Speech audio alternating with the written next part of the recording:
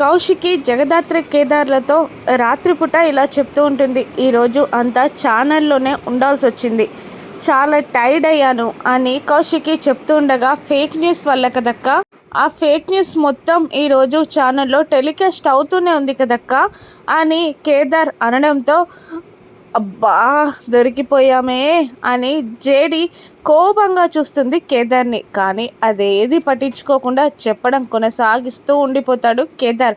అప్పుడు కౌశికి అనుమానంగా కేదార్ వైపు చూస్తూ ఇలా అంటూ ఉంటుంది, నేను ఫేక్ న్యూస్ని టీవీలో టెలికాస్ట్ చేస్తానని నాకు జేడీ టీంకి తప్ప ఇంకెవ్వరికీ తెలీదు, నీకెలా తెలిసింది అని నిలదీస్తూ ఉంటుంది కౌశికి కేదార్ని. అప్పుడు జగదాత్రి కేదార్లు సైలెంట్ అయిపోతారు. ఏం సమాధానం చెప్పాలో తెలియక నిలబడిపోగా, అవును మీరు ఇద్దరు నా దగ్గర ఏదో దాస్తున్నారు, ఉన్నట్టుండి వస్తారు, ఉన్నట్టుండి మాయమైపోతారు. ఏదైనా అంటే స్కూల్లో వర్క్ అంటారు, సండేస్ కూడా స్కూల్లో వర్క్ ఉందనే చెప్తారు.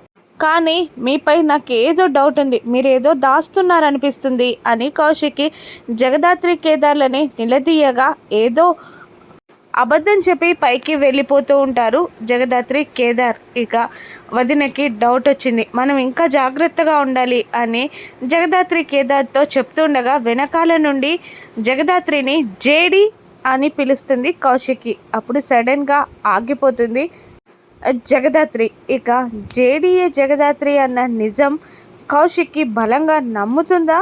ఇప్పుడు జగదాత్రికి కౌశిక్కి సపోర్ట్ ఉంటుందా? నిజం తెలిసాక కౌశికి ఏం చేస్తుందో రానున్న ఎపిసోడ్స్లో చూద్దాం. Thank you for watching.